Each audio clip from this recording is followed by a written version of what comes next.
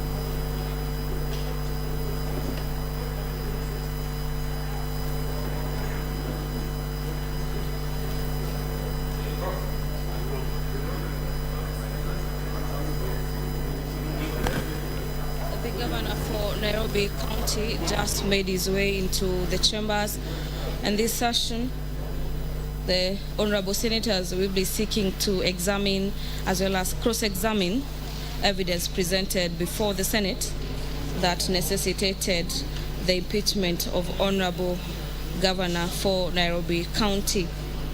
You remember that the members of County Assembly impeached the governor based on various charges. Among them is gross violation of the Constitution of Kenya 2010, the County Government Act of 2012, as well as the Public Procurement and Disposal Act of 2015, and the Public Finance Management Act of 2012. Among other charges are abuse of office, gross misconduct, as well as crimes under the national law. Good. Pursuant to Standing Orders number 30, on request by Majority Leader, with the support of the requisite number, the Speaker appointed this day on Wednesday, as well as Thursday 17th, 2020, as the days for the special sitting for removal to investigate the proposed removal of office of Governor Mike Sonko. And that has since been gazetted to necessitate the honorable members to sit between today and tomorrow to investigate those charges. According to the Gazette notice, the sitting shall be held virtually, as well as members present in the chamber, to prevent senators from chances of contracting COVID-19. The governor for Nairobi County will be appearing in plenary. This is after the lawmakers decided against establishing a committee comprising of 11 members, only to hear the impeachment motion against the besieged governor. This was a surprising turn of events as the Senate abandoned the route of the committee after the Majority Leader Samuel Pogisio withdrew the motion in the last minute. The Speaker of the Senate, Honorable Ken Lusaka, has already furnished the House with all the accusations raised against the governor that led to the decision of 88 members of County Assembly out of 122 members of the Nairobi County Assembly who voted to send the governor home. Among the charges read to honorable members is that the governor abused his office by violating Article 175 of the Constitution, as read together with Section 2 of the Leadership and Integrity Act on the conduct of state officers, and that the governor had consistently intimidated as well as harassed and molested officials of the county executive. This includes blackmailing his county executive.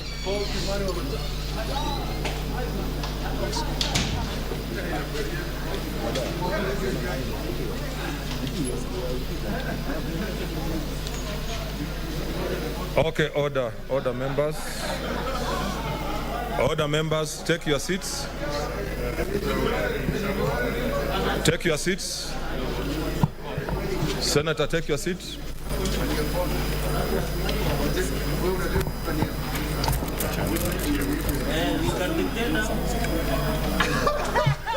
Take your seats, honorable members.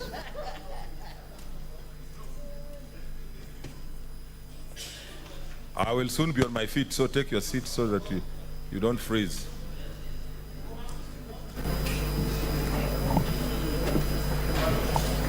Okay, honorable senators, order. Honorable senators, ladies and gentlemen, having dispensed with the pre-hearing meeting of senators, which was a closed-door session, it's now time. Take your seats.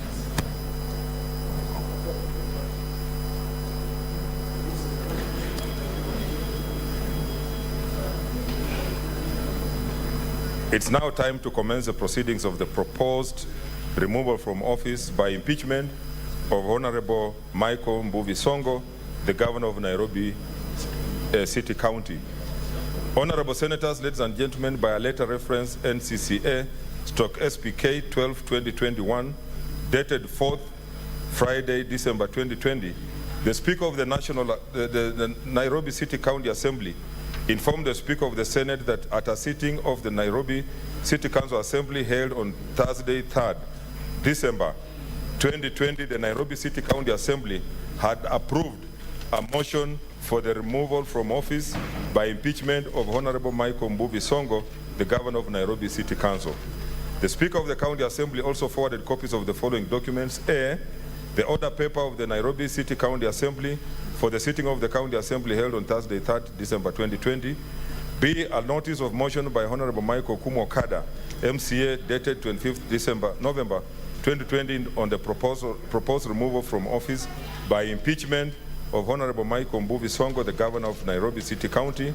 C, a list of names and signatures of members of the Nairobi City County Assembly in support of the removal from office by impeachment of Honorable Michael Mbuvi Sonko, the governor of Nairobi City County. And D, the votes and proceedings of the sitting of the Nairobi City County Assembly held on Thursday, 3rd December 2020. Take your seats.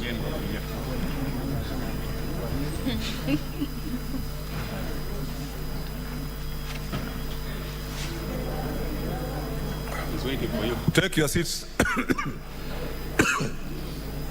Senator Umanga.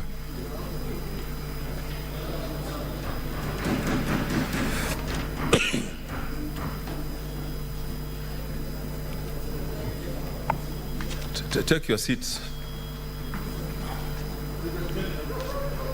Senator Maina, take your seat. I was on my feet, please. No, seats because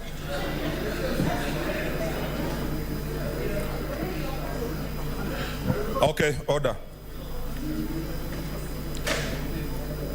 Pursuant to Section 33(a) of the County Governments Act 2012 and Standing Orders 75(1)(a) of the Senate Standing Orders on Wednesday, 9th December 2020, a special sitting of the Senate to hear the charges against the governor of Nairobi City County was held. Thereafter, on the request of the Senate Majority Leader and with the support of the requisite number of senators, I appointed today, Wednesday 16th, and tomorrow, Thursday 17th December 2020, as days for special sitting of the Senate to investigate in plenary the matters of the proposed removal from office by impeachment of Honorable Michael Mbuvi Sonko, the governor of Nairobi City County. Honorable Senators, ladies and gentlemen, allow me to remind you of the mandate of the Senate insofar as it relates to the removal of a governor from office as provided for under Article 181 of the Constitution as read together with Section 33 of the County Government Act 2012 and Standing Order 75 of the Senate Standing Orders. In particular, Article 181 of the Constitution provides as follows: A, 1, a county governor may be removed from office on any of the following grounds: A, gross violation of the Constitution or any other law; B, where there are serious reasons for believing that the county governor has committed a crime under national or international law; C, abuse of office or gross misconduct; or D, physical or mental incapacity to perform the functions of office of a governor. 2, Parliament shall enact legislation providing for the procedure of removal of the county governor on any grounds mentioned in Clause A. Section 33 of the County Government Act 2012, Standing Order number 75 of the Senate Standing Orders and the 5th schedule to the Senate Standing Orders provide for the procedure to be followed in the hearing and determination of the proposed removal from office by impeachment of the governor. Honorable Senators, ladies and gentlemen, by a way of a status update, pursuant to Rules 4A and 6 of Part 1 of the 5th schedule to the Senate Standing Orders, the Senate invited the governor to appear and be represented before the Senate during the investigation. The Senate further invited the governor, if he chose to appear before the Senate, to file an answer to the charges with the Office of the Clerk and Senate by 4 p.m. on Tuesday, 15th December 2020, setting out A, the governor's response to the particulars of allegations; B, the mode of appearance before the Senate, whether in person by an advocate or in person and by the advocate; C, the names and addresses of the persons to be called; as witnesses, if any, and witness statements containing a summary of the evidence to be presented by such witnesses before the Senate, and D, any other evidence to be relied on. Pursuant to Rules 4B and 7 of Part 1 of the 5th Schedule to the Senate Standing Orders, the Senate notified the County Assembly of the date for the commencement of the investigations and invited the County Assembly to the designate members of the County Assembly, being not more than 3 members, if any, who shall appear before the Senate to represent the County Assembly during the investigation. The County Assembly was further invited, if it chose to appear before the Senate, to file with the Office of the Clerk of the Clerk of the Senate by 4 p.m. on Tuesday, 15th December 2020, documentations A, designating the members of the County Assembly, being not more than 3 members, if any, who shall attend and represent the Assembly in the proceedings before Senate. B, indicating the mode of appearance before the Senate, whether in person by advocate or in person and by advocate, indicating the names, addresses of the persons to be called as witnesses, if any, and witness statements containing a summary of the evidence to be presented by such witnesses before the Senate, and D, specifying any other evidence to be relied upon. Honorable Senators, ladies and gentlemen, on Tuesday, 15th December 2020, the Office of the Clerk of the Senate received a response to the invitation to appear issued to the Governor from MS J. Harrison Kinyanjui and Company Advocates, who indicated the Governor had appointed the firm to represent him in the proceedings before the Senate, and that the Governor would appear in person and by advocates. To the response were attached various documents, including a notice preliminary objection. The Office of the Clerk of the Senate also received a response to the invitation to appear issued to the Governor from MS Nyamu and Nyamu Company Advocates, setting out response to the particulars of allegations and providing evidence to be relied on. Honorable Senators, ladies and gentlemen, on Monday, 14th December 2020, on Tuesday, 15th December 2020, the Office of the Clerk of the Senate received a response to the invitation to appear issued to the County Assembly from Honorable Benson Mutura, MCA, the Speaker, Nairobi City County Assembly, which provided the names of 3 members of the County Assembly designated to attend and represent the County Assembly in the proceedings before the Senate, and also stated that the County Assembly would appear in person and by a team of advocates led by Mr. Ndegwa Njiru, Mr. Duncan Okach, and Mr. Ashioya Biko Bryan, to be assisted by 4 other advocates. B, a list of 3 witnesses. C, a list of 11 persons whom the County Assembly requested the Senate to summon to appear, and D, further evidence to be relied upon. Pursuant to Rule 8 of Part 1 of the 5th Schedule to the Senate Standing Orders, on Tuesday, 15 December 2020, the Clerk of the Senate furnished each party with the documentations filed by each party. Honorable Senators, ladies and gentlemen, the hearing program, which has been circulated, details the various activities in the hearing and determination of the matter and the time allocated to each activity. It will be crucial that all the parties comply with the time allocated. The parties will be notified of the balance of time on each activity through the clerks at the table. 15, in summary, the program states that today, Wednesday, 16th December 2020, after we have dispensed with preliminary matters, the charges against the Governor submitted by the County Assembly shall be read to the Governor. This will be followed by an opening statement to be made on behalf of the County Assembly. Thereafter, an opening statement shall be made on behalf of the Governor. After the conclusion of the opening statements, the presentation of the case of the County Assembly shall commence and should take us up to the end of today's sitting. At the sitting scheduled for tomorrow, Thursday, 17th, 2020, the Governor will have an opportunity to present his case before the Senate. This will be followed by a closing statement on behalf of the County Assembly and a closing statement on behalf of the Governor. 17, the Senate shall then proceed to a closed session for deliberations prior to voting on each of the charges in accordance with Section 337 of the County Government Act 2012 and Standing Order 75-6 of the Senate Standing Orders.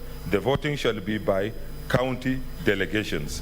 The Governor shall cease to hold office if a majority of the county delegation of the Senate vote to uphold any impeachment charge.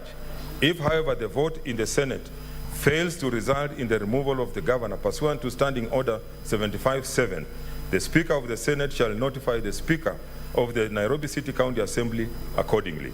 Honorable Senators, ladies and gentlemen, this hearing is being conducted at a very challenging time when the COVID-19 pandemic is with us. As has been the practice in the sittings of the Senate since the start of the pandemic, the sittings shall be conducted in strict compliance with the COVID-19 guidelines issued by the Ministry of Health and in various communications from the Chair.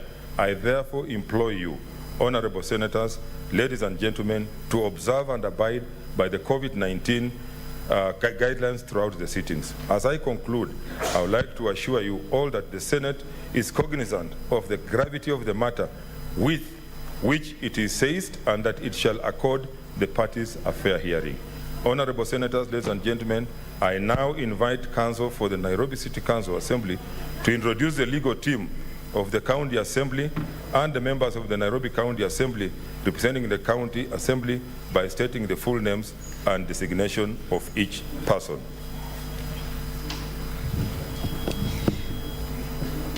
Yes, Senator Mtula Kilonzo Jr. As a minute, yeah. Before we commence, Speaker, I'll begin with your last paragraph. Mr. Speaker, COVID-19 has not spared the Senate of the disease. And the way we are seated today is in violation of all the rules. Mr. Speaker, as we sit here, people are coughing, others are sneezing, your gallery is full. Mr. Speaker, how do we then give anybody assurance here that we have complied, yet people are sitting neck to neck on the other side? And your gallery, Mr. Speaker, you can see people are still walking in. This is the worst chamber to have a sitting with people seated in. We told you, Speaker, that we didn't want a plenary seated here where we would be so crowded. We don't want to sit in a death trap. And if we can't sit somewhere else, we should be told so that we go for virtual sitting, because this is a death trap, as it is. It is. And it's not worth it. It's not worth it at all. We have lost colleagues. We have somebody in the mortuary. This is a death trap, Speaker.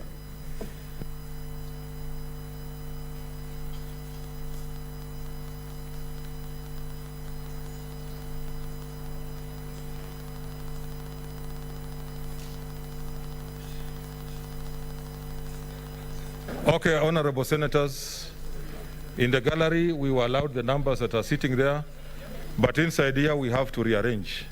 This cannot be allowed to continue because it's dangerous. I want to agree with Honorable Mutula Kilonzo Jr. that as a Senate, we have also been affected by COVID. And therefore, whatever is before us is not bigger than COVID, it's not bigger than our health. So let us rearrange so that we sit according to how the seats have been designated.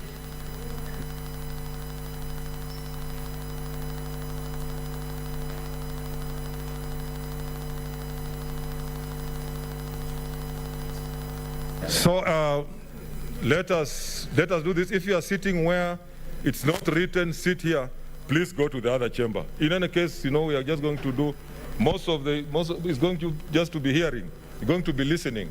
So let's respect that rule. If you are sitting where it's not designated seat, please relocate. Yes, Senator, leader in minority. Asking members to relocate is also very difficult while you are sitting on the chair. Because while you are sitting on the chair and the mace is where it is, it means we are formally in session.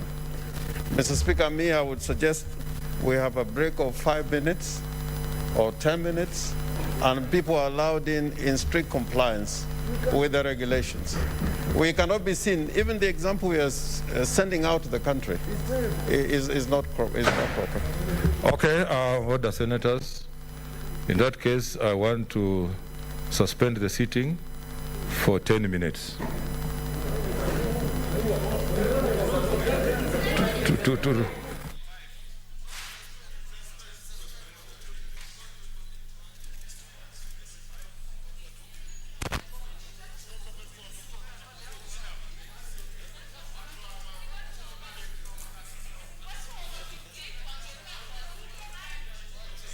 Viewers, the Speaker of the Senate, Honorable Ken Lusaka, has directed that the sitting takes 10 minutes break.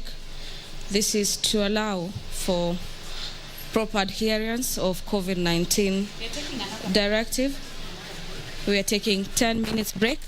We'll be back in a short while.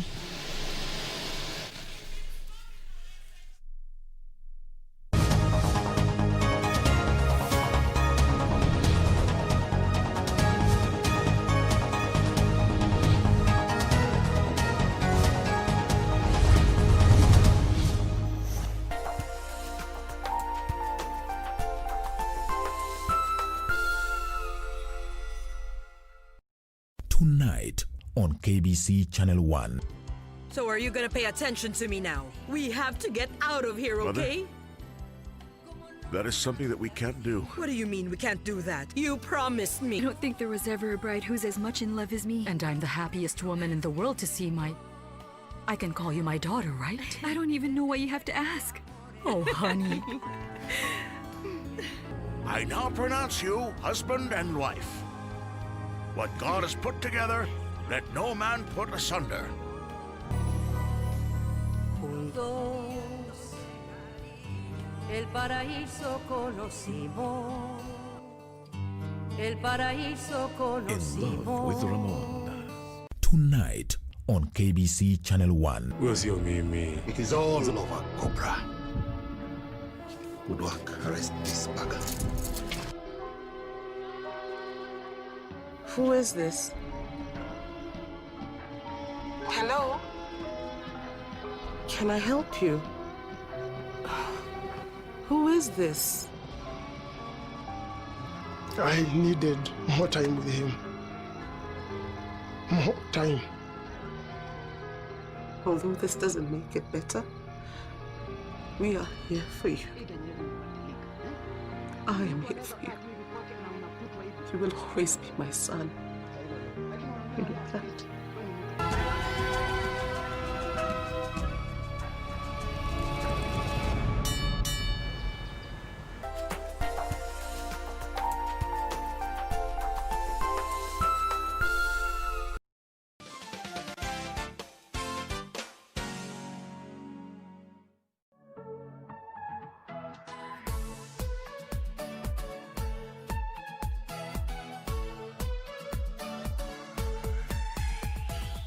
Imagine traveling to Egypt or any of the Middle East countries just to buy a curtain or a handcraft. That would not make sense, but with little creativity put into play, voila, it's possible.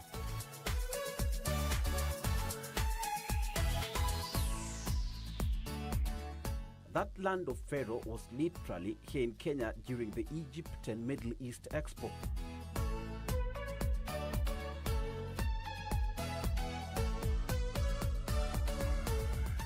Matters art and craft took center stage, from interior design, accessories to jewelry, you name it, and it was pretty much here.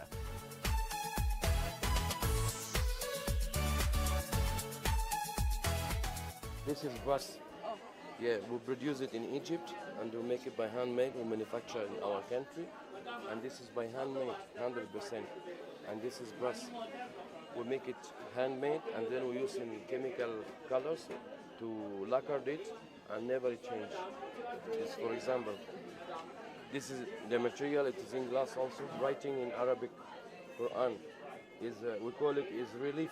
Is making by hand also, and you can use as decoration like this. Even this one you can use in a set. Even you can hang it in the wall like this. This is the King Tut, famously youngest king. They did youngest king. He was controlled Egypt also. And his wife is Nefertiti. It's famous. Had a long story of this man, of the king, the pharaoh.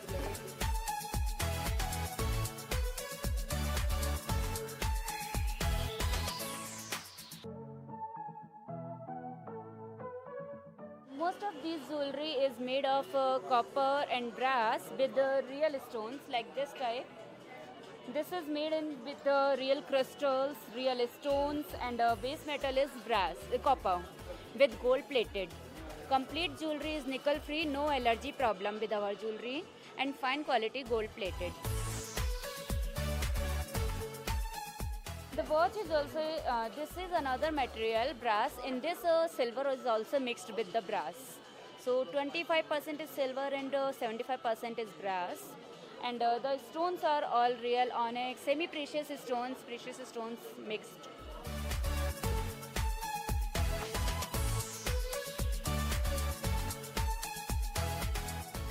I come here for many times because my work is handmade work. Not I go buy from other places and I come sell here, no.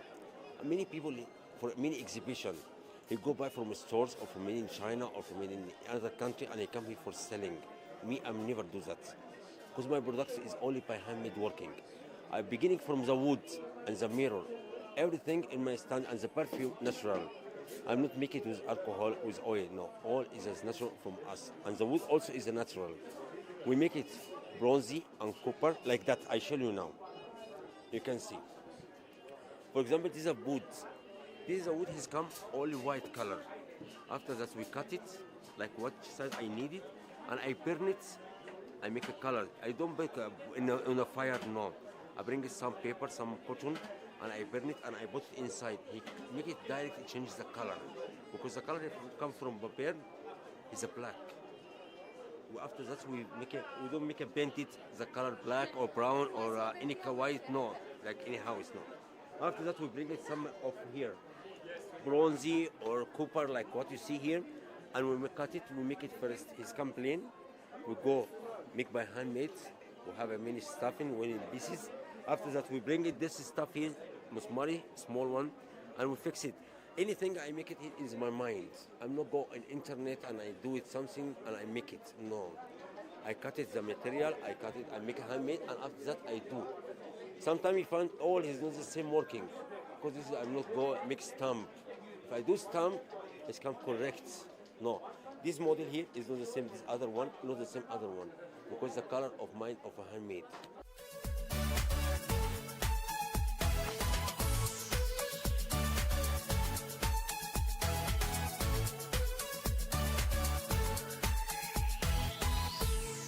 While many came to sell and promote their businesses, some were keen at popularizing their roots and culture. Our main focus is towards promotion of our art, culture. Though I am from India, but we are all one, you know. This is what we produce is the cotton.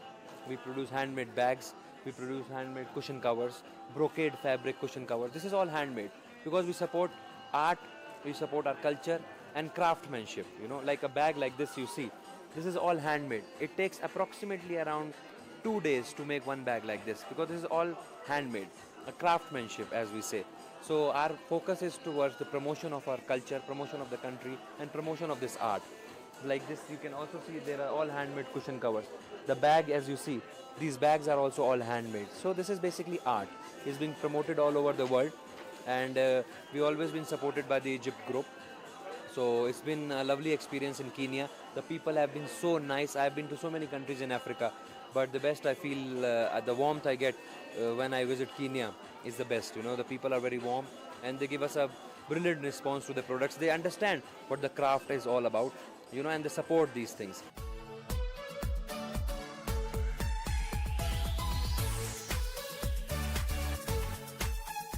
With keen eyes and a huge appetite for unique and rare commodities, Kenyans from divergent social backgrounds formed the Summit Center where the event was happening to sample what the Egyptians and Indians had to offer.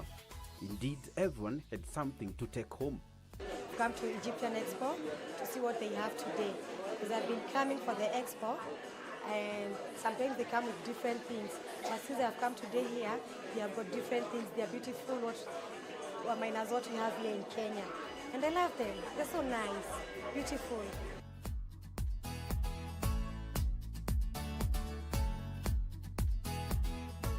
I come to shop here every time the Egyptians come, and so far so good. The goods are nice. They're very unique. I've never seen other good things like this one. Okay, I shop every time they come, but the things, okay, they are durable, they work well, and they are at fair price. Curtains, jewelry, handcraft, wood and metal furniture wooden antiques, and a host of other products displayed a potent mix of the Egypt and Middle East culture all too well. Style breeds confidence, and confidence breeds grandeur. On this account, the goods exhibited were top-notch and were one of a kind, never to be found anywhere else. Very nice, really. They like our products because everything is new for them, and the people's like our jewelry. The reason being, this is not allergy, no allergy, and all real stones we sell, and we never sell any fake items to them. As the expo continues to gain momentum, one thing is clear: Kenyans have had a taste of it, and they are clamoring for more.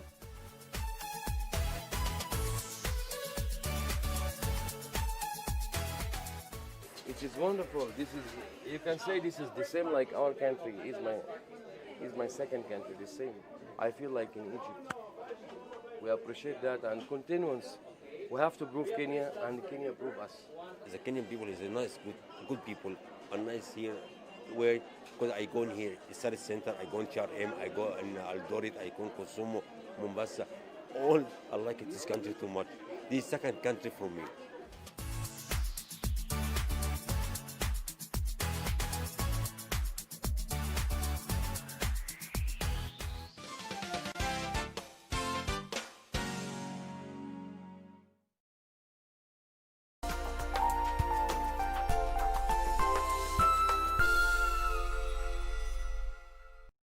Tonight on KBC Channel 1. So are you gonna pay attention to me now? We have to get out of here, okay? That is something that we can't do. What do you mean we can't do that? You promised me. I don't think there was ever a bride who's as much in love as me. And I'm the happiest woman in the world to see my... I can call you my daughter, right? I don't even know why you have to ask. Oh, honey. I now pronounce you husband and wife. What God has put together, let no man put asunder. Juntos, el paraíso conocimos. El paraíso In Love with conocimos. Ramon. This weekend on KBC Channel 1. I was born in absolute poverty. It's difficult for my dad and my mom to make ends meet. Daily life was a struggle. My vision was to become a medical doctor. It was, you were at a crusade in Nigeria, and this man had been raised from the dead. Yes. And they called me in to watch it, and I'm like, wow, that God would move so powerfully in your ministries. What is it about your ministry that causes God to do incredible miracles? When they surrounded us, my son escaped, and they took my husband away.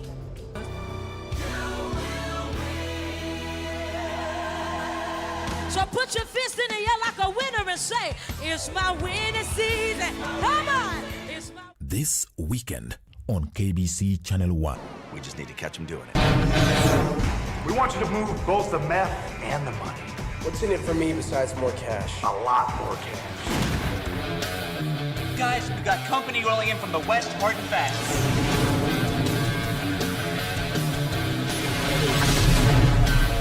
Strager and the rest of his punk pilots in handcuffs by sundown.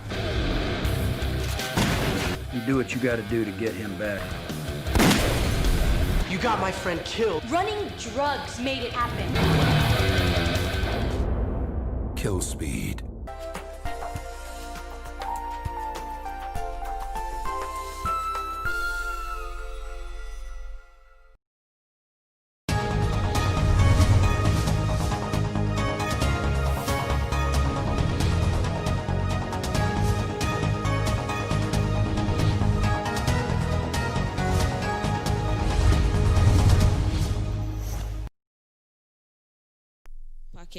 Now the fate of that particular governor lies in the Senate, and it's upon him to prove to senators that that impeachment was done wrongly. In February, you remember this year, Sonko survived, announced a motion after the court intervened, stopping the tabling of a motion against him. But that came to pass last month when members of Nairobi County Assembly impeached the governor. During the impeachment process, the governor was accused of gross violation of the Constitution, also matters to do with the misuse of public office and harassment of officers of Nairobi County Assembly. The members of County Assembly also said the governor was lacking the mental capability to run the county government of Nairobi. The motion moved by MCA Ogada. The MCA rallied the county legislators to exercise their powers to impeach the governor as efforts were put in place to have Sonko mend his way proved to be futile.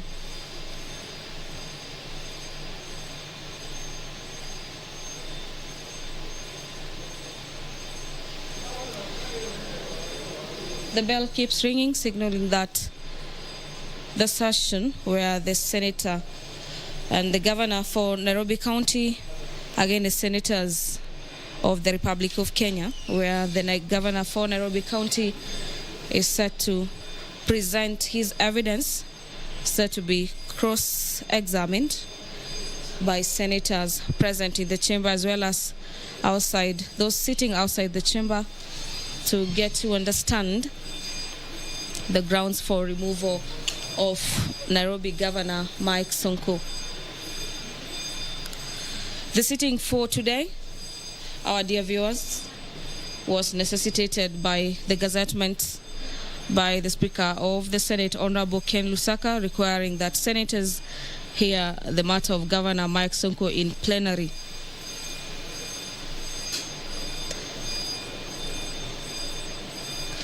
"59 members of county assemblies allied to Governor Mike Sonko, who happened to be with him in Kwale, however, claimed that their votes were illegally cast in the total votes, that is 88, who voted to have the governor sent packing. And today begins the first day when the governor for Nairobi County will be facing 67 senators after those particular special sittings were gazetted by the Senate to allow for senators to hear and determine his impeachment motion.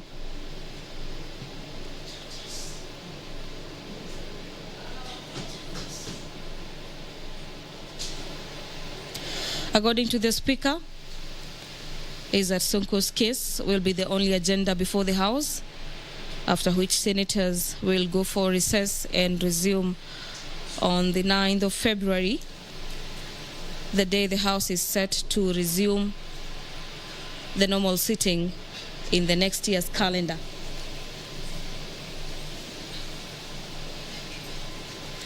As it is right now, the COVID-19 guidelines have been observed in the House, and the House is set to resume from the 10 minutes break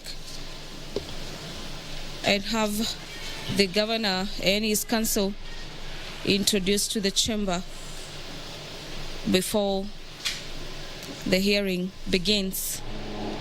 And pursuant to Article 251 and 251B, the Speaker of the Senate just walked into the chamber. I'll now hand you over for the live broadcast. Enjoy your viewing.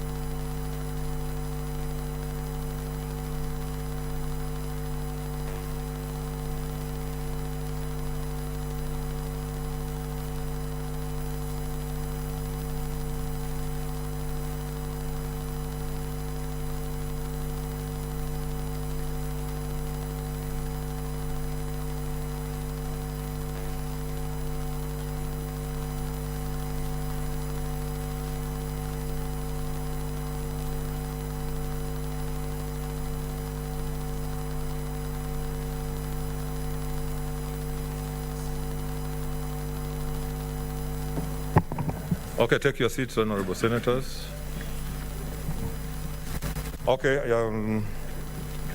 I'll just read what I said last before we broke, that I'll now invite counsel for the Nairobi City County Assembly to introduce the legal team of the County Assembly and the members of the Nairobi City County Assembly representing the County Assembly by stating the full name and designation of each person. May it please you, Honorable Speaker, members of the Senate, my name is Ndegwa Njiro. And have your masks on all the time, all of you. Thank you. I am the lead counsel in these proceedings.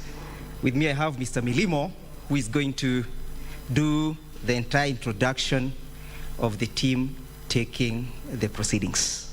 Much obliged. Mr. Milimo.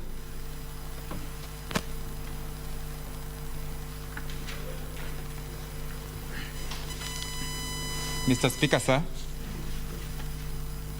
honorable members of the Senate, my name is Benson Milimo. I'm here to introduce the team from the Nairobi City County, starting with the members, one being Honorable Michael Ogada, the Minority Leader, Member County Assembly representing Embakasi Ward. The second, Paul Kigwadi, Majority Whip, Member County Assembly representing Miango Ward. The third one, Honorable Peter Imatok, aka Jateso, Minority Whip, representing Makongeni Ward. The fourth, Honorable Moses Ogeto, Minority Deputy Whip, representing Kilimani Ward. I have with me my learned colleagues, starting with Michael Osundwa, Advocate of the High Court of Kenya, Mr. Duncan Okach, Advocate of the High Court of Kenya, Mr. Ndegwa Njiru, Advocate of the High Court of Kenya, Mr. Ndegwa Mwangi, Advocate of the High Court of Kenya, Mr. Kevin Kokebe, Advocate of the High Court of Kenya, Mr. Biko Ashoya, Advocate of the High Court of Kenya, Mr. Gabriel Chesoro, Advocate of the High Court of Kenya, Ms. Cynthia Sheunda, Advocate of the High Court of Kenya, and lastly, Mr. Ngira Dennis, Advocate of the High Court of Kenya. Mr. Speaker, that is the team from the Nairobi City County. I thank you.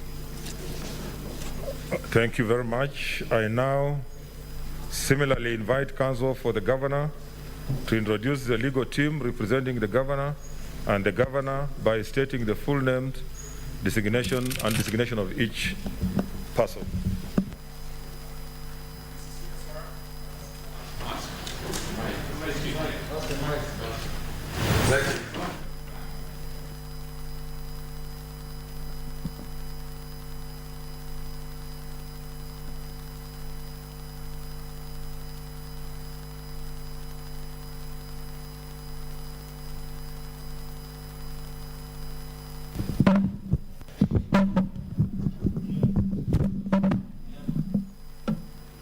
Thank you very much.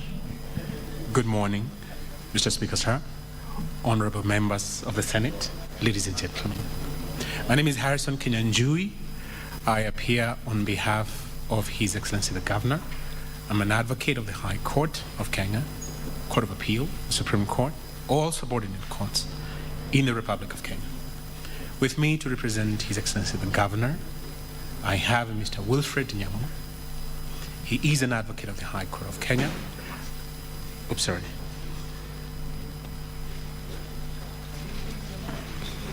I apologize. It's because of the muffling of my sound, my voice. I have also with me Mr. Kwanga Mboya, advocate of the High Court of Kenya. I have also with me present Mr. Honorable Maanzo. He is a member of parliament. And I have with me also honorable members of the Nairobi City County Assembly who, because of time, I will not enumerate each and every one of them, although they have been named in the deposition of His Excellency the Governor. in response. And I will, Mr. Speaker, sir, beg to save time by saying that we do have also over 57 of the said honorable members of the Nairobi City County Assembly, some of whom are seated in the balcony up there.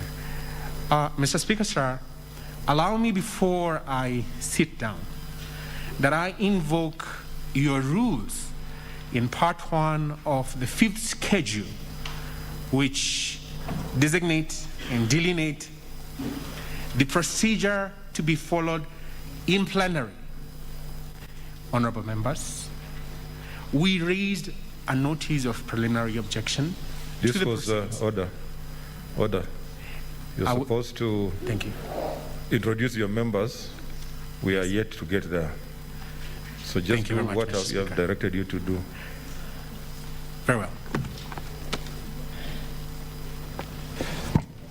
Honorable Senators, on behalf of the Senate, I welcome the County Assembly's team, the Governor's team, members of the public and the media to the Senate and to these proceedings. I now invite the clerk to read the charges against Honorable Michael Mbuvi Sonko, the Governor of Nairobi City County. I thank you.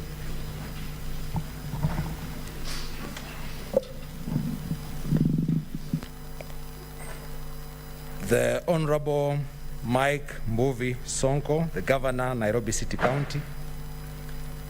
The charges against you are as follows. 1, gross violation of the Constitution or any other law. Gross violation of the Constitution, the County Governments Act 2012, the Public Procurement and Disposal Act 2015, and the Public Finance Management Act 2012. A, the Governor of the Nairobi City County has violated Articles 201, A, D, E of the Constitution of Kenya on principles of public finance management and Section 154 of the Public Finance Management Act 2012, the County Allocation of Revenue Act 2015 on the use of conditional grants from the national government by the diversion or negligently causing to be diverted conditional funds, for instance, in the use of the road levy and bursary funds to pay for garbage collection contractors and lawyers, contrary to the bursary fund regulations and the approved budget. While the Governor requested Kenya shillings 297 million for bursary from the Controller of Budget, these funds were illegally used to pay garbage contractors and lawyers. B, the Governor of the Nairobi City County has violated Article 10, Article 201B and D of the Constitution by failing, refusing, and or neglecting to comply with the provisions of Regulation 20 of the Public Finance Management County Governments Regulations 2015, which failure, refusal, and or negligence has compromised the provision of services envisioned under Part 2 of the 4th Schedule to the Constitution 2010, inter alia, most crucial provision of health services during the raging pandemic.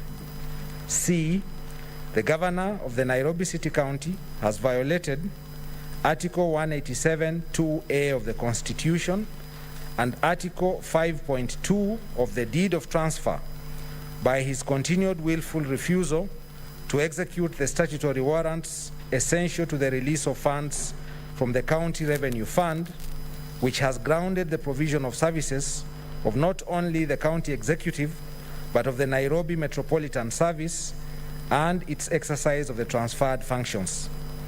This action violates the provisions of Article 187(2)(a) of the Constitution and Article 5.2 of the Deed of Transfer, whence the County Assembly duly adopted the budget of the financial year 2020-2021 and enacted the Nairobi City County Appropriations Bill 2020.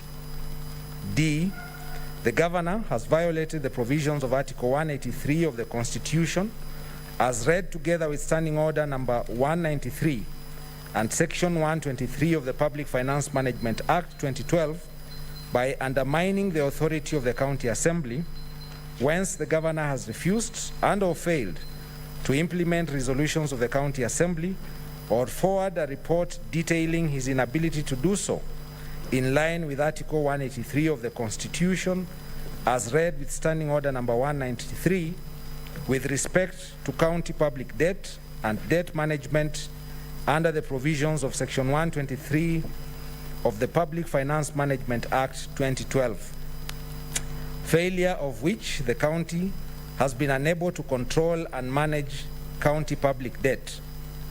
The result is unmitigated accrual of debt, which has ballooned the county's overall debt to unmanageable levels, rising from Kenya shillings 56 billion when he assumed office in 2017 to Kenya shillings 76.794 billion as at 31st December 2019, hence further violating the provisions of Article 201 of the Constitution.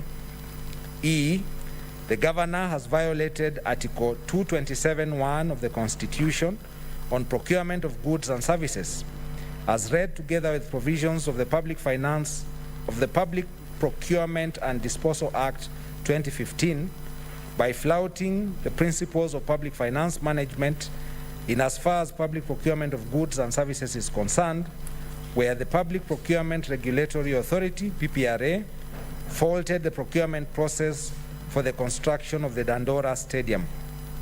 The authority flagged irregularities in the award of the tender, alteration of contract specifications, suspected irregular payments, and forgery of documents.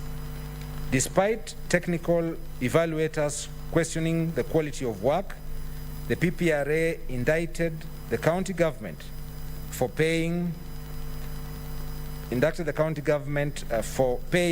shillings 196.87 million to the contractor. F. The Governor violated Section 35(4) and Section 45(1) of the County Governments Act 2012, as read together with Section 104 and Section 148 of the Public Finance Management Act, whence between 2018 and early 2019, and contrary to the law, the office of the County Executive Committee Member for Finance and that of the Chief Officer for Finance were held by the same person, one Ms. Winfred Gathagu, which situation occasioned confusion and inefficiencies at the County Treasury, hence failing to promote good governance and compromising the doctrine of transparency and accountability within the county government. G. The Governor has violated the provisions of Section 104 of the Public Finance Management Act on the responsibilities and powers of a county treasury, whence, through inaction, action, omissions, and commissions, he continues to preside over a broken public finance management system, whence the county treasury remains ineffective. Despite various resolutions of the County Assembly urging the Governor to improve efficiencies by decentralizing the finance function to sectors as required by the provisions of Section 148 of the Public Finance Management Act 2012, the county continues to operate in contravention of the law. H. The Governor has violated the provisions of Article 5.5 of the Deed of Transfer of Functions by his refusal to hand over the necessary documentation to enable the Kenya Revenue Authority to undertake optimal revenue collection under the transferred functions. For instance, by the end of June 2020, the county had collected just Kenya shillings 8.4 billion against a projected revenue target of 17.05 billion, which was partly due to failure by the county government to facilitate the Kenya Revenue Authority to hit its optimal potential as the revenue collection agent appointed pursuant to the Deed of Transfer of Functions. I. The Governor grossly violated Article 201 of the Constitution on the prudent use of financial resources and Section 159 of the Public Finance Management Act 2012, as read with Section 7 of the Nairobi City County Tax Waivers Administration Act 2013, by unilaterally and arbitrarily issuing waivers in total disregard of the law. The governor was aware that the law provides that waivers should be granted by the CECM for finance.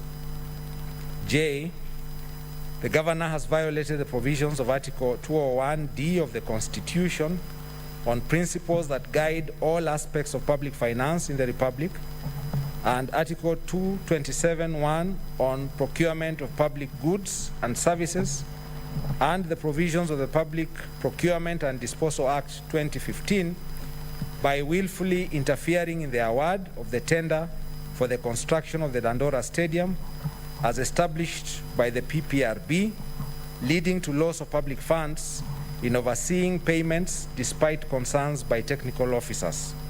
K, the governor has violated the provisions of Article 201 of the Constitution and the Public Finance Management Act 2012 on principles that guide all aspects of prudent use of public finance, where either intentionally or negligently he presided over massive loss and theft of county public funds in the 3 years he has been in office, as evidenced by the Auditor General's report of 2018-2019, which raised the red flag over the city's stalled 4.2 billion projects, as well as failure by the county government to meet its revenue targets.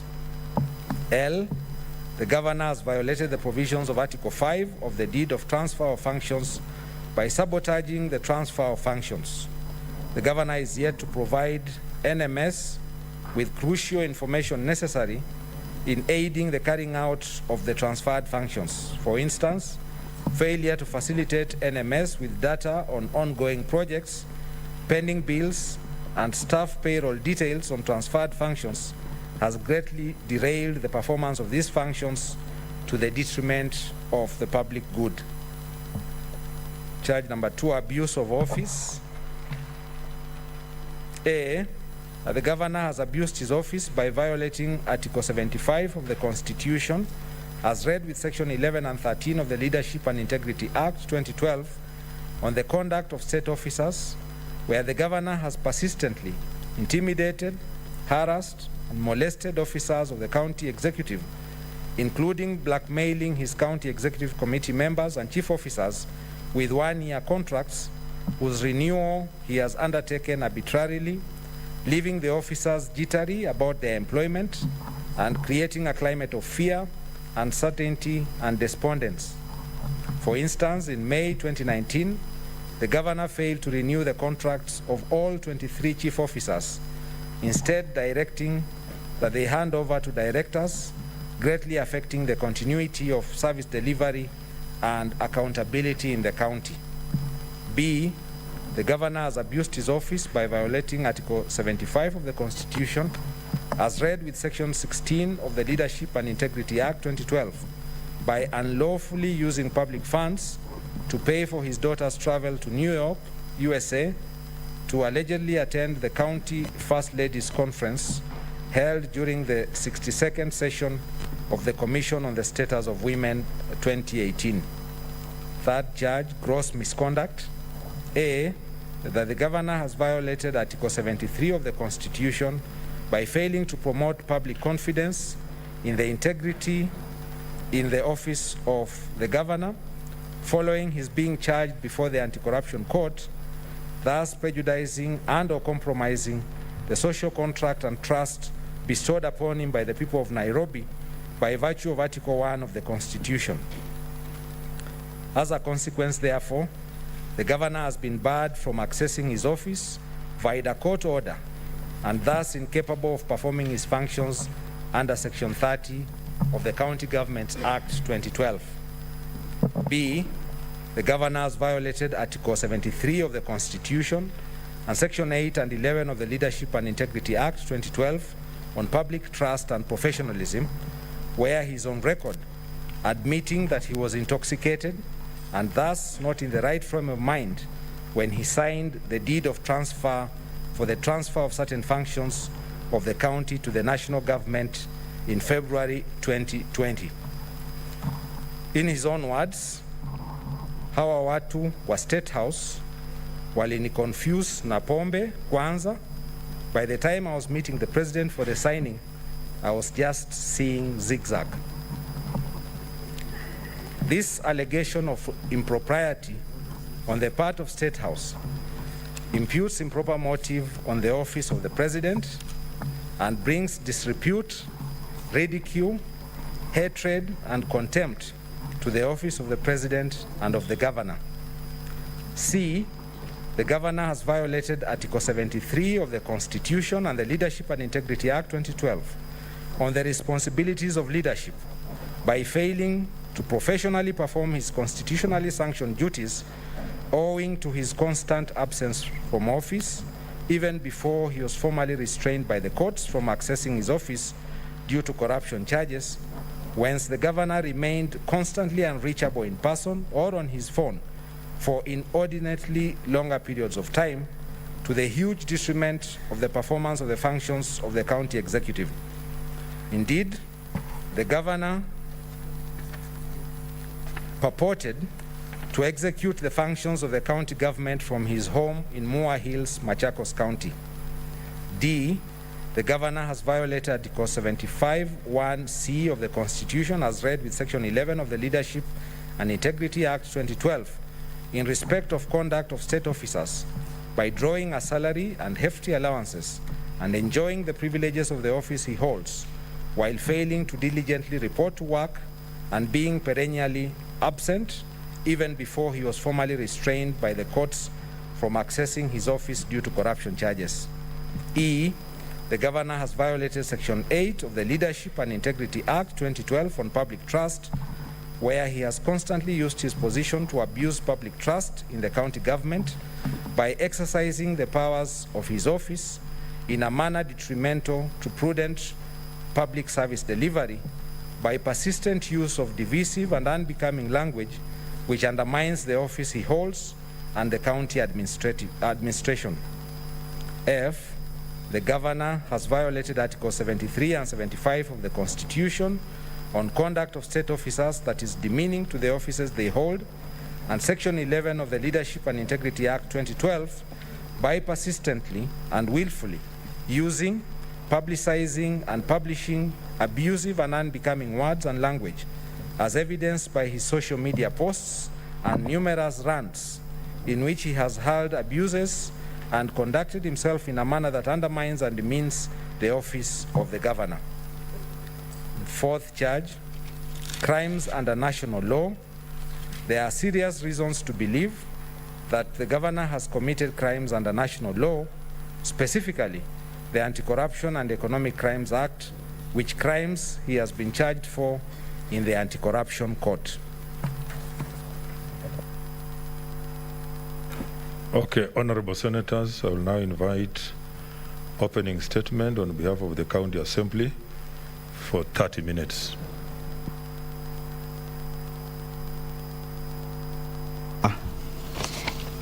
Probably just before we go to the opening statement, would seek your guidance in respect to a letter dated 14th of December, which was sent to you by the clerk, by the Speaker of the County Assembly, which letter sought your intervention in respect to the procurement of various witnesses.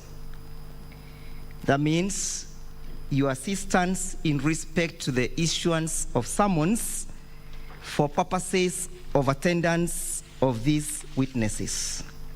Mr. Speaker, sir, as it may be noted from the motion of impeachment that has just been read before this Honorable House, these witnesses are so crucial insofar as the adducing of evidence for or in favor of the County Assembly is in issue. In this respect, Mr. Speaker, sir, we invoked the provisions of the 5th schedule to the standing orders, the same being the schedule guiding the proceedings before you, honorable members, for purposes of subpoenaing these witnesses. Mr. Speaker, sir, just to highlight the essence of these witnesses, which we are seeking your guidance as to whether or not the summons were issued. Among them is one Wycliffe Ogalo. Wycliffe Ogalo is the Commissioner General for Prison Services, and it will be essential when we are adducing evidence in respect to the governor's violation. There is a point of intervention. Sorry, Senator Orengo. Much obliged. I was just wondering,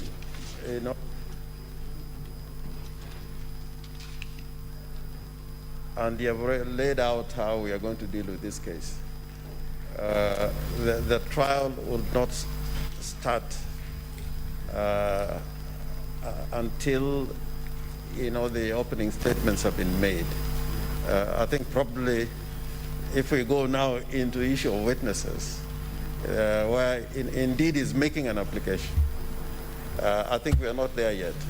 I think we should finish with the opening statements and then we move forward.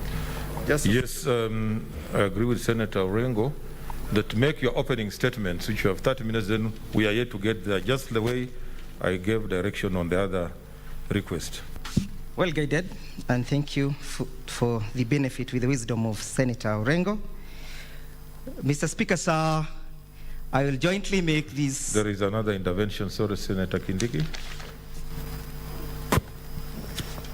On a point of order, Mr. Speaker, a further point of order based on what my learned friend Senator Orengo has raised. I think, Mr. Speaker, it will help the parties appearing before this House if you could perhaps give further guidance to ensure that we don't keep on interrupting them from time to time, such that, Mr. Speaker, that this, in my view, are proceedings of the Senate. They are not court proceedings. Therefore, when the Speaker directs that do this, you do it unless that interruption by counsel or any other party is caused by a breach of the standing orders of this House. And on that, one must say the standing order that has been violated and seek redress, as opposed to making applications left and center and every party trying to introduce applications and things they want to do at a particular point of time. The Speaker directs, do this, you do it, unless you think there is something in the standing orders that has been violated and you must point it out. Mr. Speaker, I thought perhaps for going forward, for the next 2 days, that should be your direction. Yeah, I think I'll be giving direction, and please just do what I direct. Don't be in a hurry to get to a place, a certain point. Let's just go systematically. There's a way we are going to arrive at all that. So proceed to make your statement. Thank you, Mr. Speaker. I had indicated that with me, I'll be joining issues with my learned friend, Mr. Biko, in giving the opening statement. So I'll only take 10 minutes, and I'll reserve the rest to him. Mr. Speaker, sir, and the honorable members of the Senate, this House has gathered here today in respect to hear the motion for of the Governor of Nairobi County. Mr. Speaker, sir, it shall be noted that the motion before you was moved and passed by an overwhelming majority of 88 members of the County Assembly, representing various wards in this county. Mr. Speaker, sir, when the members of the County Assembly moved to move this impeachment and the resolution for impeachment of the governor, they were not actuated with malice. They were actually moving to enhance the provisions of Article 10 insofar as the protection of the sovereignty of the people of this republic is in issue. Mr. Speaker, sir, the members of Nairobi County Assembly moved to pass a resolution to impeach the governor. having well acknowledged the provisions of Article 10 that calls for the principles and the values of governance, insofar as the question of transparency is an issue, the question of accountability is an issue, the question of good governance is an issue, and the question of the aspects of integrity is an issue. They were not lost of the fact that when somebody assumes an office, and that of the status of the governor, that person must conduct and behavior, either in public or in private, must be beyond reproach. It must be a conduct that squares out with that of the Caesar's wife. But what are we having? We are having a case of a governor gone rogue. A governor who fails to appreciate that he's holding a public office and there is expectation for him that has been set down by the law. This house and the previous houses, they have enacted the Leadership and Integrity Act. And more so, Mr. Speaker, sir, the people of Kenya enacted Chapter 6 of the Constitution that laid the bare minimum upon which a state officer or a public officer must conduct himself. In our proceedings, Mr. Speaker, sir, it shall marvel you when we present evidence, overwhelming evidence, to the fact that the governor is not fit to continue holding this office. To the fact that the governor has not only abrogated Chapter 6 and the Leadership and Integrity Act, but he has also flagrantly misconstrued and held himself in a manner that is contemptuous to the sovereignty of the people of Kenya. We'll be posing a question at the fullness of time upon presentation of our witnesses whether this is one person who is fit to continue holding this office. It shall be presented before you, Mr. Speaker, sir, overwhelming evidence of how a governor has plundered the resources of this country, the resources of the Wanjiko, the resources of the Hustler Nation that is always spoken about. Everybody must be called to the account. Be you in the Hustlers Nation, be you in the Dynasty Nation, everybody must be called to account. That is what the County Assembly of Nairobi is moving to do to you this morning. Mr. Speaker, sir, it shall surprise you how a governor, out of the frolic of his own, has moved to square out and to compete with extravagancy of Maria Antoinette. We are actually having a possession of the French Revolution. The French Revolution was triggered by the extravagancy of the Queen. The extravagancy of the Queen caused the reign of King Louis XVI. If it happened in 1679, why should it not happen in the 21st century?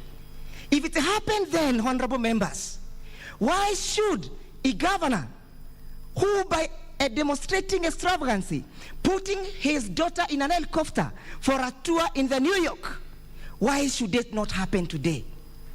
There is a price for everything, Mr. Speaker, sir. And the price for accountability, the price for transparency, demands that the governor vacates office. Mr. Speaker, sir, it is not lost of this house the philosophy by Thomas Hobbes. Thomas Hobbes said, Mr. Speaker, sir, that human by nature, human are greedy, they are cruel, they are selfish, and they are driven by the desire to grab and maintain power by all means. That is the person we have presented before you this morning. A person who is greedy, a person of greedy of public resources, should not have mercy of this house, Mr. Speaker, sir. A person who is selfish and who wants to amass wealth at the expense of the taxpayers deserves no mercy, Mr. Speaker, sir. Mr. Speaker, sir, we shall be presenting overwhelming evidence to an extent that this House shall not be left with any other option but to agree with your brothers and sisters in the County Assembly of Nairobi. Mr. Speaker, sir, the question of good governance cannot be compromised.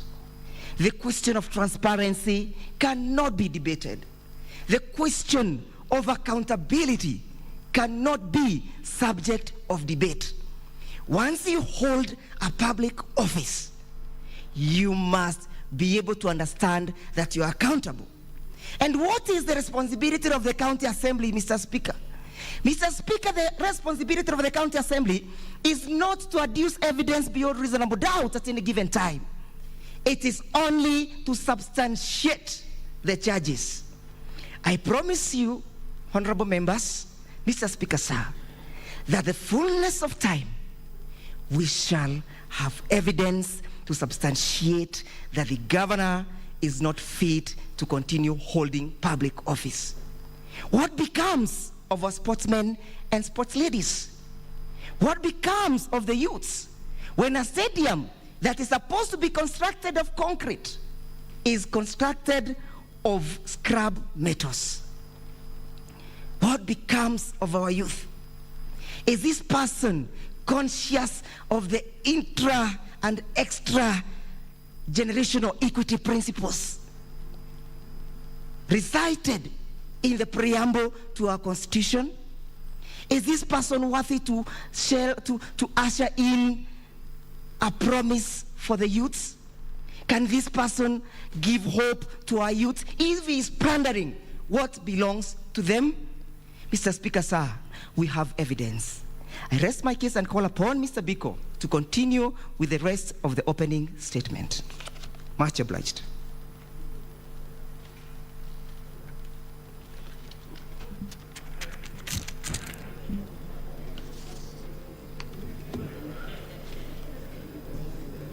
Mr. Speaker, sir, without wasting time, Mr. Speaker, honorable members, the book of Ecclesiastes was written by the great King Solomon towards the end of his reign. And this is what he says, that there is a time for everything, that there is a season for every activity under heaven. And he proceeds to enumerate those seasons. And this is what he says, that there is a time to plant and a time to uproot, a time to kill and a time to heal, a time to tear and a time to build. And then he goes on and on and on. Honorable Speaker, honorable senators, the governor is aware of this fact and the wisdom of the words of Solomon. And that is why the governor posted in his official Twitter handle of the 16th day of November 2020 at 3:49 p.m. And this is what he says, that jail me, there is life in prison. Impeach me, there is life after politics. Kill me, there is life after death. His Excellency cannot be far from the truth. Honorable members, we are not going to urge you to kill the governor, but this morning we are going to urge you to do one honorable thing, to impeach the governor of Nairobi for the reasons that my colleague has well enumerated. My colleague has told this House that we have evidence for the charges that have been preferred against the governor. Honorable Speaker, the Nairobi City County Assembly appears before you and your honorable members today, not by mistake, but out of necessity. It has become absolutely necessary that we have a sitting today. And why do I say so, honorable members? I say so because Honorable Mike Mbuvi Sonko has absolutely and completely refused to rise to the occasion and become the governor of the capital city that the people of Nairobi elected him to be. He has time without number confirmed that he does not only lack the mental and moral capacity, but also the intellectual capacity to tackle the problems affecting the people of Nairobi. And we will be demonstrating that to this House. We will also demonstrate how the unending ineptitude of the governor has resulted to loss of taxpayers' money. Honorable Speaker, we are reminded that the Nairobi City County Assembly has nothing personal against the governor. Nothing absolutely personal. But as representative of the people of Nairobi, representing the various wards, we urge this House that by the power given to them by the people that they represent, they've interrogated the behavior of the governor, his leadership skills and styles for the last 3 years, Honorable Speaker. And they've arrived at a conclusion that he is no longer fit to hold that office, honorable members. And that is why when the motion was moved for the impeachment of Governor Mike Sonko, out of the 90 people that participated, 88 honorable members gave it a clean bill of health. And that is why we are before you, honorable members. And so therefore, we have lined 3 witnesses, 3 crucial witnesses, and evidence that we shall be presenting before this honorable court to illustrate to this honorable House of the grounds that have brought the honorable Governor, His Excellency Mike Mbuvi Sonko, before this House, Your Lordship, Honorable Speaker. So I will not go into the nitty-gritties. The witnesses that we've lined up, the evidence that we have provided to this House is going to bail us out. And at the end of the day, honorable speakers and honorable members, we shall be urging this House that there can only be one thing that should happen to Honorable Mike Mbuvi Sonko as at close of business tomorrow. And that is Governor Mike Sonko. We shall be praying that he will be impeached by tomorrow close of business. That shall be all for the opening statement. Thank you. Thank you very much. I now invite opening statements on behalf of the Governor of the Nairobi County Government. 30 minutes.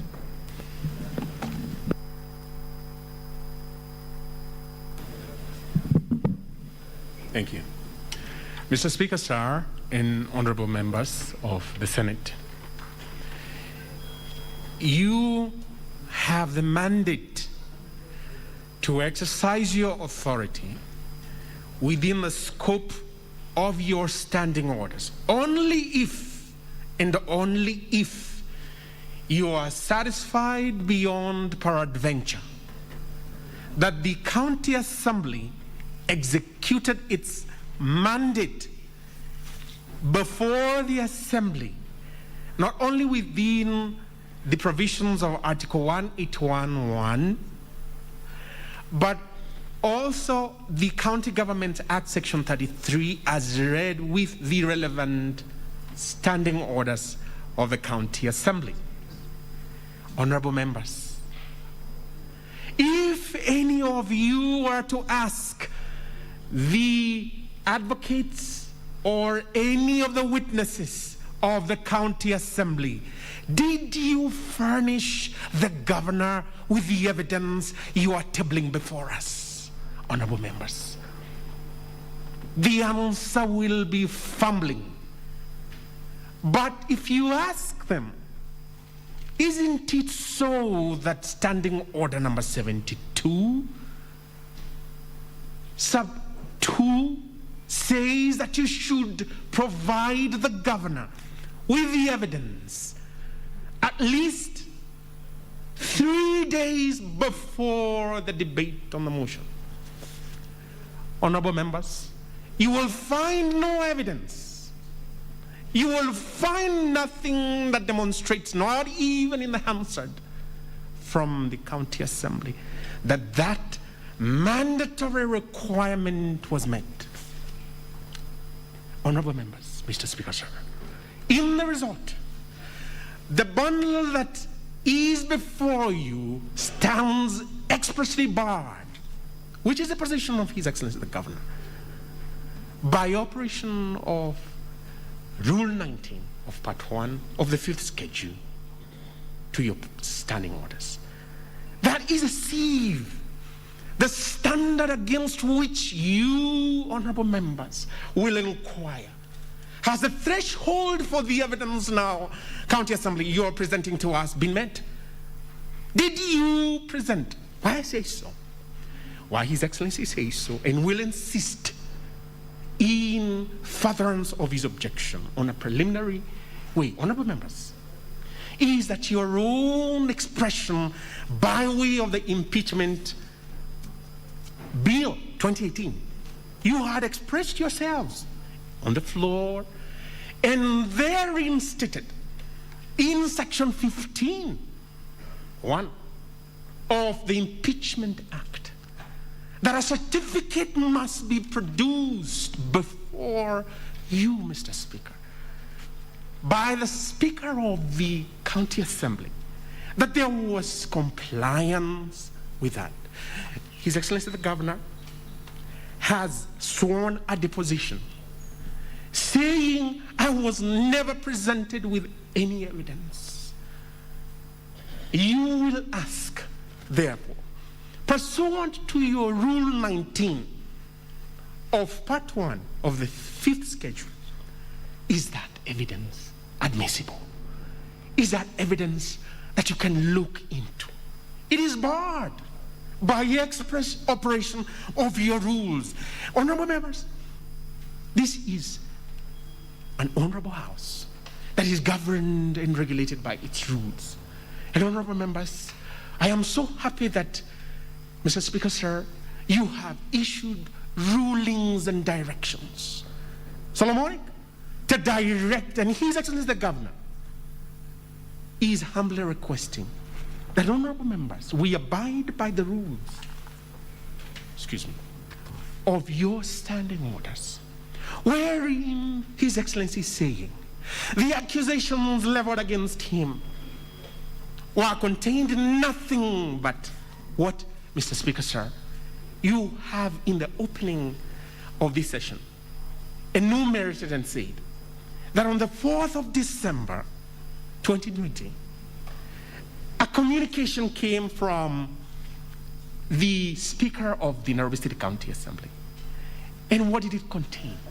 A, the motion that has the charges. B, the list of the members who allegedly subscribed to that motion. And C, the Hansard that was there. Honorable members, the question is now, that communication did not contain a list of the witnesses that are now sought to be introduced, barred by your Rule 19. You cannot, therefore, look at those documents containing the evidence. You've been told by the counsel for the county assembly, they will call evidence to demonstrate. They will call evidence to demonstrate. Honorable members, I'm afraid, with tremendous respect, Mr. Speaker, sir, Rule 19 of Part 1 of the 5th Schedule of your rules expressly forbids, which is the gist and the thrust of our preliminary objection. And you have heard it be told to you that His Excellency the Governor failed, refused, objected to assent to the Nairobi City County Appropriation Act of 2020. But they've omitted to inform me in their opening statement that that is a matter pending before court. The Constitutional Court yesterday, as late as yesterday, declared itself before the Honorable Justice Murima, Constitutional Petition E348 of 2020, which again has another hearing date on the 18th of December. Honorable members, His Excellency the Governor is saying your standing orders in Standing Order number 98 3C forbids you from venturing there. And may I remind you, honorable members, you have deference for our court. The judicial authority espoused in Article 159(1) of our Constitution derives from the people. But the County Assembly wants you, honorable members, Mr. Speaker, sir, to trample on that right, on that authority. Mr. Speaker, sir, His Excellency the Governor, by means of his preliminary objection, has stated that his refusal to assent to that Appropriation Act is sub judice. And he will demonstrate in his preliminary objection, which Mr. Speaker, sir, will urge and request that you make a direction upon, so that then these honorable members, Mr. Speaker, sir, this honorable House, in deference to the judicial authority that is espoused in Article 159(2), is this honorable House defers that. And yet, cognizant of this very fundamental aspect, Mr. Speaker, sir, honorable members,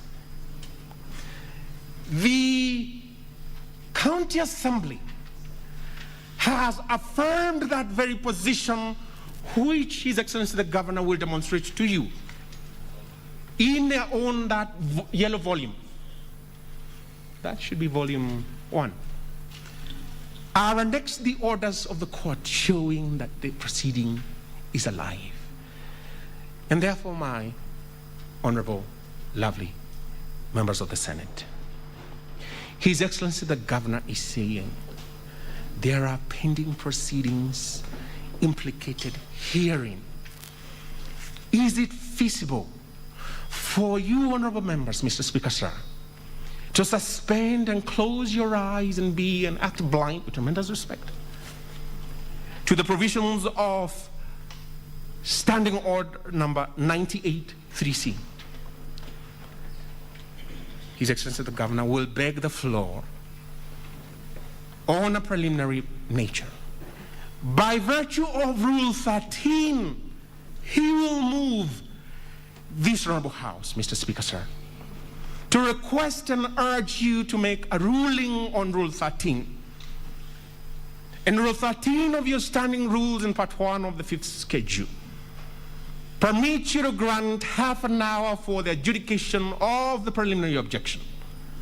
Honorable members, the issue will be now, if you are not satisfied, if you see no statement from the Speaker of the County Assembly that there was indeed compliance with the preliminaries of the purported impeachment, unfortunately, with tremendous respect, honorable members, you have to down your tools. And this is expressed in Section 15 of the Impeachment Bill 2018. It has passed from you, although it is pending before the National Assembly, for persuasion. And then His Excellency will demonstrate and he will show your honorable members, Mr. Speaker, sir, that an issue that is pending before the court that is alive freezes whatever actions that are therein contained. And the pending impeachment motion that was originally filed on the 20th of February 2020 by the named third witness, Honorable Peter Imotok, His Excellency the Governor will demonstrate, has never been withdrawn by operation of the standing orders of the Nairobi City County Assembly. Therefore, His Excellency the Governor is saying he has been subjected to an unfair process. That which violates Article 47(1) of our Constitution can never be validated retrospectively, introspectively, or otherwise howsoever. It cannot. It is dead on arrival. Honorable members, of this House, let me rehash that on the 24th of September this year, that the High Court intervened in a very crucial aspect of the existence of this House in the life of your tenure. When this Honorable House, as well as the National Assembly, were threatened with, should I say, the truncation of its current term, the High Court intervened in deference to that decision, honorable members. We are gathered here before you, and honorable members, in 2013 as well. Mr. Speaker, sir, you did ask the Supreme Court to assert the authority of this House by judicial intervention, and it was indeed declared that this honorable House has that authority that cannot be whittled down, it cannot be otherwise compromised by any writ or any action or even judicial ingenuity. Honorable members, His Excellency the Governor therefore implores and urges you that as we delve into, you give him the opportunity in furtherance of Rule 13 to demonstrate to you that the issues of his alleged commission of national crimes purported in the accusation number 1I, that he is not able to address the same matter sub judice. The issue of the alleged non-funding of NMS, His Excellency the Governor is not able to address on you. He defers to your standing order number 98.3c because the High Court in petition E348 of 2020, Nairobi City County Government versus NMS, His Excellency, I'm sorry, Mr. Speaker, sir. His Lordship, Mr. Honorable Justice Mrima, has stayed the operations of that act, under which, honorable members, the NMS has been claiming funds. How is it then His Excellency can be accused of failing to release funds to the NMS? In all fairness, honorable members, you will see therefore that those charges, 90% of which relate to court proceedings, cannot be incised, removed from, or otherwise extricated from the last paragraph 4 allegations. Honorable members, inevitably, in the end, we have to assess the application of the Rule 19 of this Honorable House Standing Orders to the 5th Schedule, Part 1. Honorable members, so that I yield the last 15 to Mr. Nyamu, my learned friend. I will yield to him so that he can demonstrate to you that what is masked in the position of His Excellency the Governor, what is masked as an impeachment process, it is a witch hunt. For what? Because His Excellency the Governor has insisted being a stickler to the law, just as he is before you. They received the preliminary objection. They know they never filed any evidence. Mr. Speaker, sir, honorable members, they filed nothing before the Assembly because nothing was tendered before you on the 4th of December. Honorable members, you would have scrutinized that by now. You would have known by now. You would have seen and answered by now. You would even have, in minuscule way, your honorable members, Mr. Speaker, sir, seen the veracity of the said alleged evidence. Mr. Speaker, sir, there is one very fundamental aspect. If a man should be denied audience, if a man or a woman should be denied audience when they are faced with accusations and then sentence is passed against them, Is that not in violation of your standing order number 75? That every person should be given a hearing, even the county assembly owns standing orders. His Excellency the Governor wants to show you in standing order number 72, 1A, there was no compliance. And if a man or a woman should be told, I'm charging you with this, but with no evidence, no court of law would convict them. Mr. Speaker, sir, I therefore urge you to allow us, as His Excellency the Governor is beseeching you, honorable members, that if a matter pending before court, even the county assembly lawyers will be aware to confirm, it is before the Honorable Justice Ndomanderi today at 3 p.m. for a ruling. It's a live proceeding. Does it meet the threshold of standing order number 98? 3C? It does. It does. What do we do in the circumstances? We have to yield. And yield, Mr. Speaker, sir, honorable members, to the standing orders. They advise us.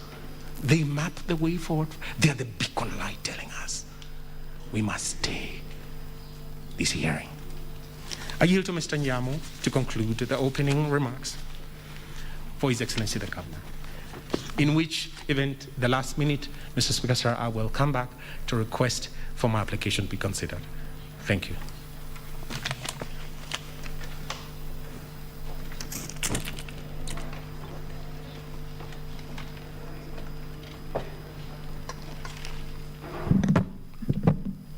May it please the Honorable Senate,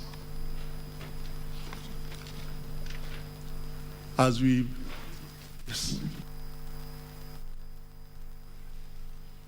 as the Senate convenes here for purposes of considering the motion brought by the County Assembly of Nairobi City County, it is mandated to perform a quasi-judicial role as opposed to a legislative role. This is because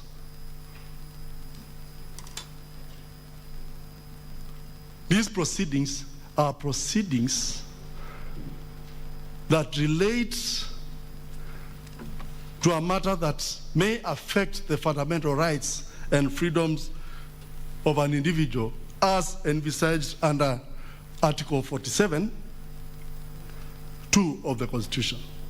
And we'll be urging this Honorable Senate to assume the role of an adjudicatory body when dealing with this matter, to have at the back of its mind that it is being asked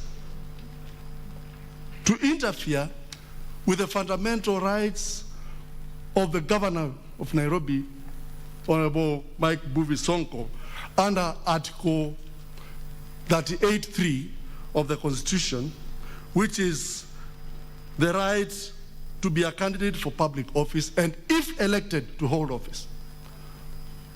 It is also being requested to interfere and interrogate a situation as to whether it would interfere with the democratic rights and principles of the citizens of Kenya, and more specifically, the residents of Nairobi, 800,000 of whom elected Mbuvi Sonko as governor for Nairobi. Honorable members of the Senate, in these particular proceedings, we shall be urging the House to consider that removal proceedings are initiated at the County Assembly and concluded at the Senate. And in that sense, it will not be tenable, and would urge the court to find so, I mean this House to find so, that anything that was not initiated at the Assembly would be introduced in this Honorable House. We shall be making reference to the letter of invitation that was served upon the governor, which letter referred to particulars and evidence as forwarded to the Speaker of this House by the Speaker of the County Assembly. And it is on the basis of that invitation and the documents that were served upon the governor by the clerk of this Honorable House that a response was prepared. Mr. Speaker and the members of the House, we shall be requesting that this House bears in mind the provisions of Article 50, Sub-Article 2 of the Constitution, where it is provided that an accused person shall have the right to be informed of the charges with sufficient detail to answer to the same, and to have adequate time and opportunity to prepare response. In this particular case, as at the time of invitation, and as at the time the governor was required to respond, the only material that he had was the notice of motion and the documents that are listed in our response. Yesterday evening, after having filed the response, we collected a bundle of documents that had been introduced, which included a written statement by the mover of the motion, which had been amended, which was tantamount to amending the motion, as the same had annexures. It goes without saying that by the time the mover of the motion was initiating that motion, he had these documents. He had these documents, and for that matter, he ought to have relied on them at the county assembly. As I finish, I would urge this House to strictly consider the standing orders of the county assembly as referred to in the Section 14 of the County Governments Act, where that particular assembly has to be guided and bound by its standing orders. And that's how standing order number 72, 73, and 67 come about, where the procedure and the documents that ought to have been, the evidence, which provide that evidence ought to have been provided at the inception of the motion. We shall be urging this Honorable House not to allow any additional documents, and the same would be tantamount to the amendment of the motion, in which case this particular House would have no jurisdiction over. On matters procurement, as I finish, I wish to state that matters of procurement, the county assembly shall be called upon to demonstrate nexus between what happened in procurement and the governor, as the governor is also an accounting officer. At this point, I would be urging my learned friend, Mr. Ondieki, to conclude. Honorable members. Thank you, Mr. Speaker.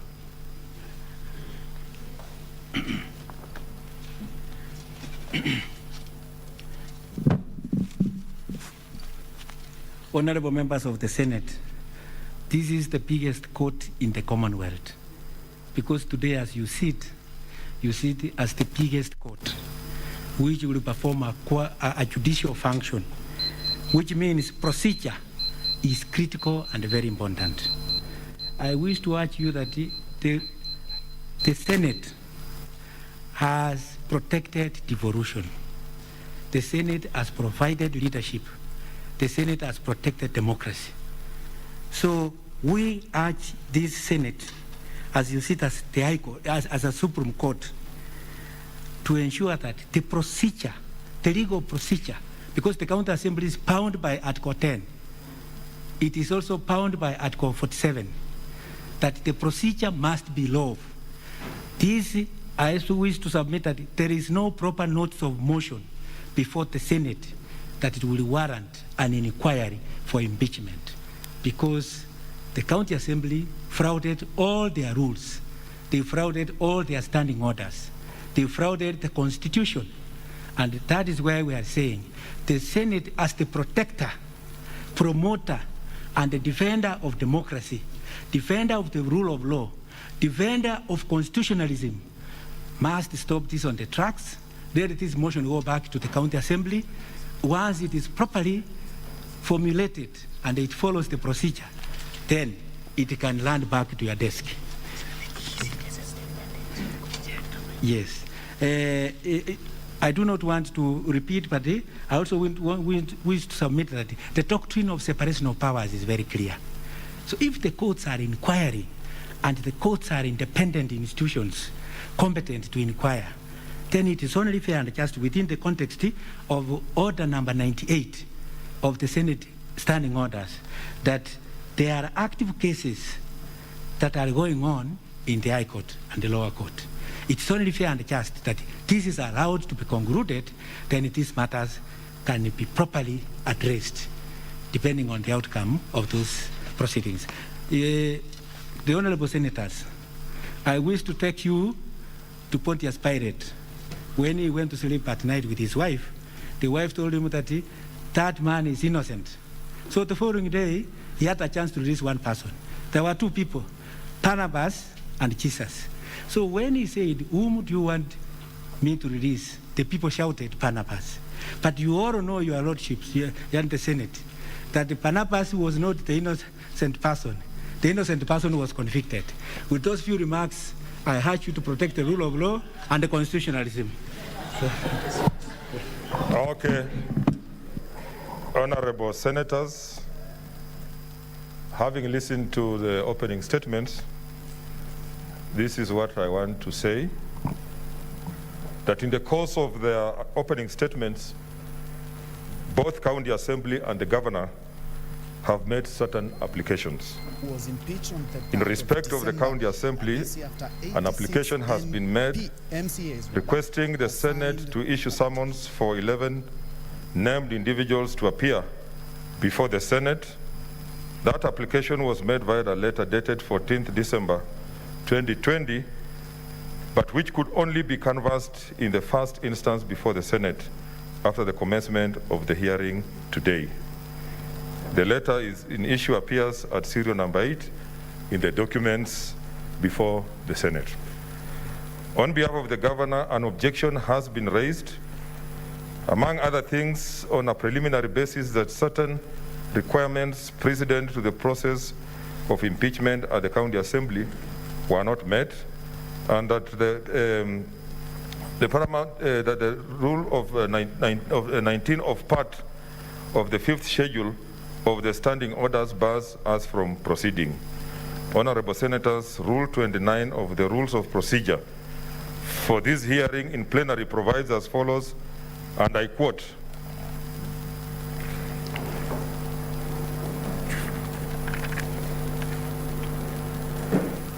where on a particular question or matter, including but not limited to questions of evidence, materiality, relevance, competence, or admissibility of evidence, and any questions consequential or incidental thereto, no provision has been made in the standing orders or in these rules.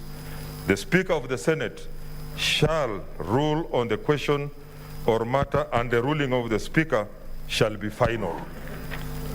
Honorable Senators, pursuant to rule number 29, I will make my determination on the applications made when the Senate resumes after the lunch break. The Senate now stands adjourned until 2:15 p.m. today.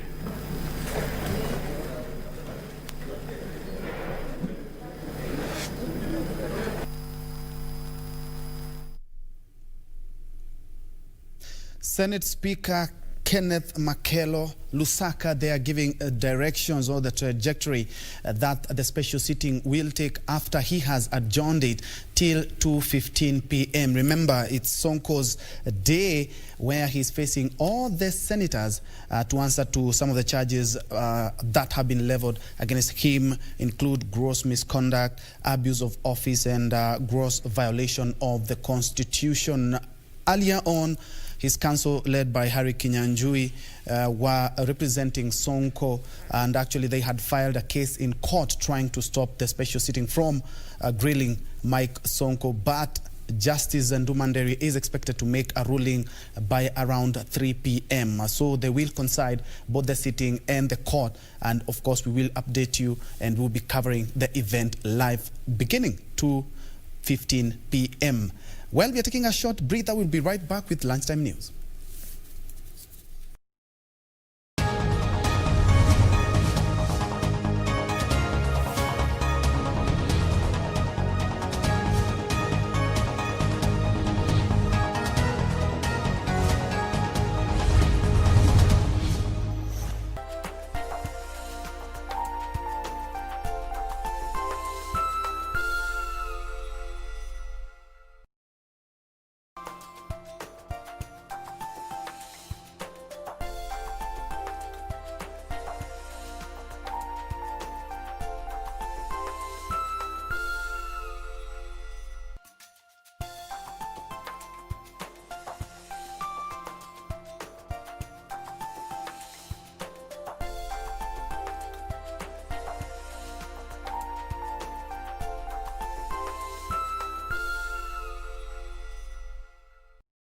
KBC, in collaboration with the Kenya Institute of Curriculum Development, is broadcasting enhanced out-of-class learning on radio, television, and online.